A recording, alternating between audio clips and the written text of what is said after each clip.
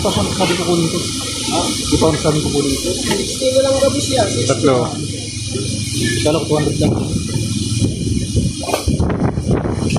Isang araw po sa inyong lahat. Ngayong araw na to ay mamimili po kami ng masarap na ulam. Ayun po ang tulingan. At bibili tayo ng preskong tulingan gaya po ng aking buhok. Yan, fresh na fresh. At ang ating kasama na si Kalampitos TV.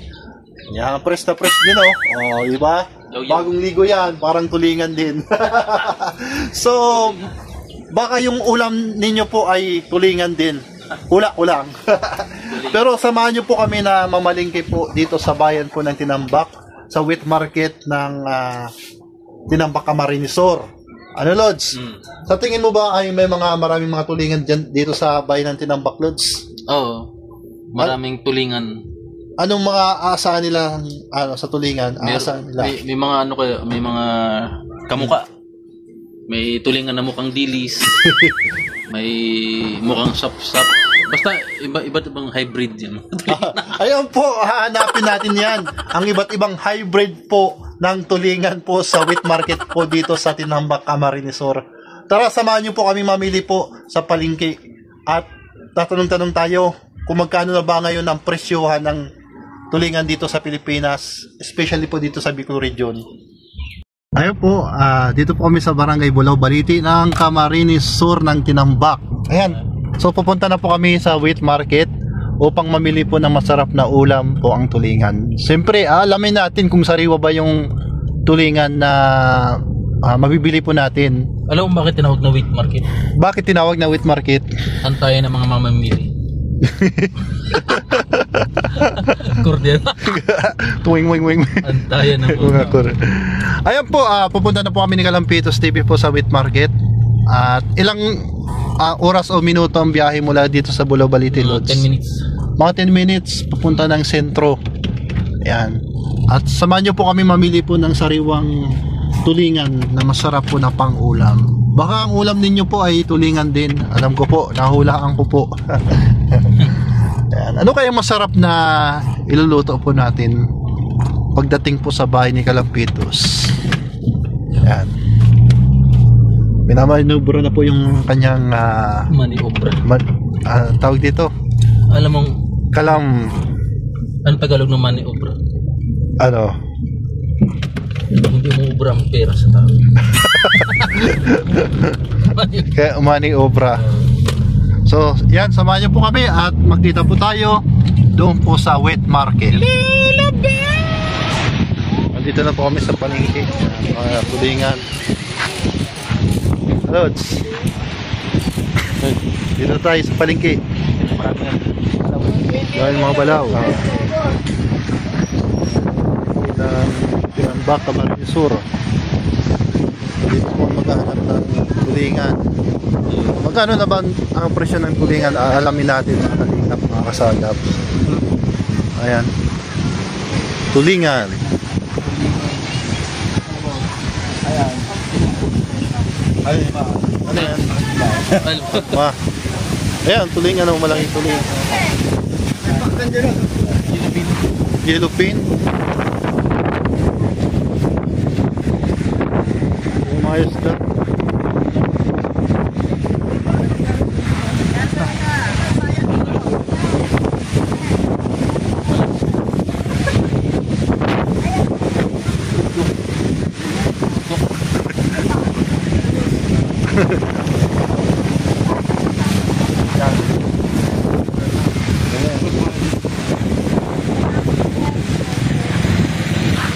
Mga mulod.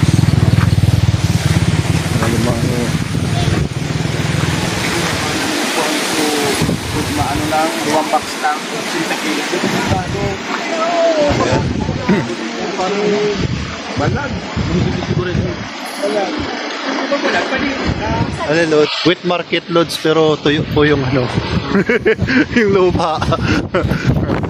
Ayan. Wheat market na tuyo ang lupa. Ayan, masarap po, tuyo. Ako, hanap tayo ng tulingan kung paano natin masisiguro na presko at sariwa po ang tulingan po dito sa palengke po dito sa bayan po ng Tinambak. Ito lang. Ayan, may iba't ibang seafoods na tinitinda. Hipon. Ayan. Sariwa yan?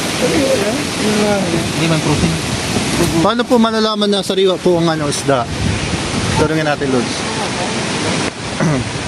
Yan, yung laman ng isda, yung asang daw.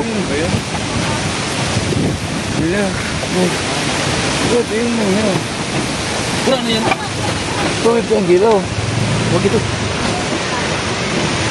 Sa mata po, yan nailing, nakikita yung sa mata. Magkano kilo? Ito lang.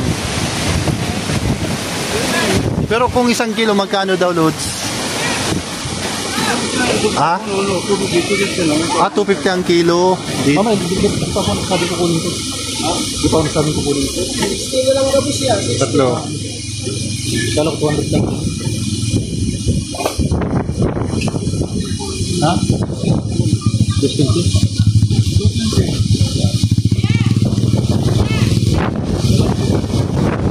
Hanap tayong kami babalik ko. Na kung kunin natin. Oo. Paano malalaman na sariwa, Lods? Bigay ka nga tips dito sa mga manunood. Ano, mapula dapat yung Mapula yung asang. tapos hindi nangungulupot. Yun ang magandang tips. So, titignan po natin na ano po yung asang Tapos mapula. kinilo niya agad, hindi pa ako sabi ko kunin ko.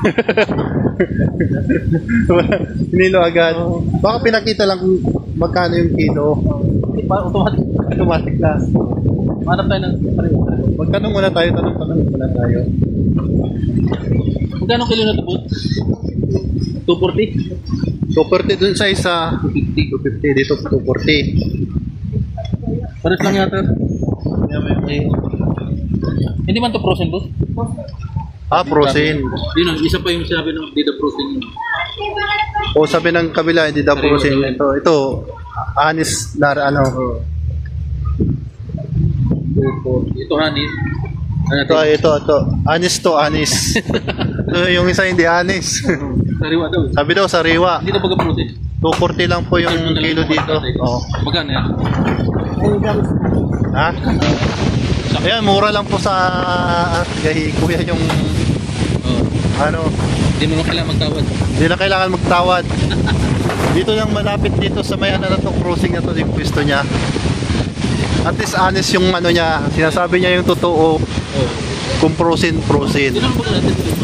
Yung iba nga dyan, puro sinasabi sariwa, hindi naman sariwa. Kaya mag-iingat po tayo sa pamimili ng isda. Dati po ako nagtinda ng isda. Kaya alam ko yung frozen, sariwa. Kasi pag sariwa, hindi siya nangangulupot. Oh, hindi lang ang lupot. Mga tulingan. Ato. Thank you. So, Di pa.